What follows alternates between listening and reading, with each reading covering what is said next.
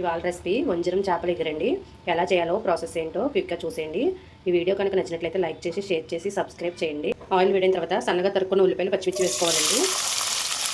ఇందులోనే కొంచెం పసుపు యాడ్ చేసుకోవాలి. అలాగే కొంచెం సాల్ట్ వేసుకోవాలి. ఉల్లిపాయలు త్వరగా వేగుతాయండి సాల్ట్ వేసుకోవడం వల్ల. ఉల్లిపాయలు ఇలా వేగిన తర్వాత అల్లం వెల్లుల్లి పేస్ట్ వేసుకోవాలండి. అల్లం వెల్లుల్లి పేస్ట్ పచ్చివాసన పోయేంత వరకు వేసుకోవాలి. అల్లం వెల్లిపాయ పచ్చివాసన పోయిన తర్వాత ముందే గ్రైండ్ చేసుకున్న టమాటా ప్యూరీ వేసుకోవాలి.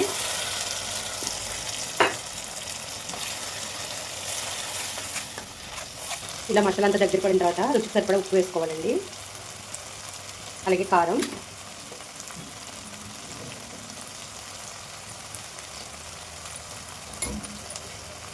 గరం మసాలా, చికెన్ మసాలా కూడా వేసుకోవాలి. వేసుకుని ఒకసారి కలుపుకోవాలి.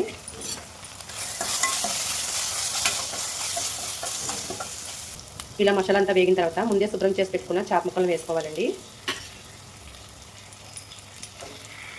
ఇలా చేప ముక్కలన్నీ వేసుకున్న తర్వాత నెమ్మదిగా గరిటె పెట్టి తిప్పుకోవాలి.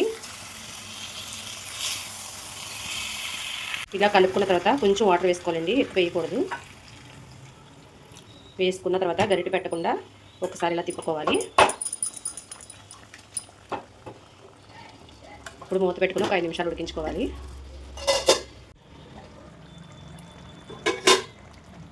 కొత్తిమీర యాడ్ చేసుకుని స్టవ్ ఆఫ్ చేసుకోవడమేనండి.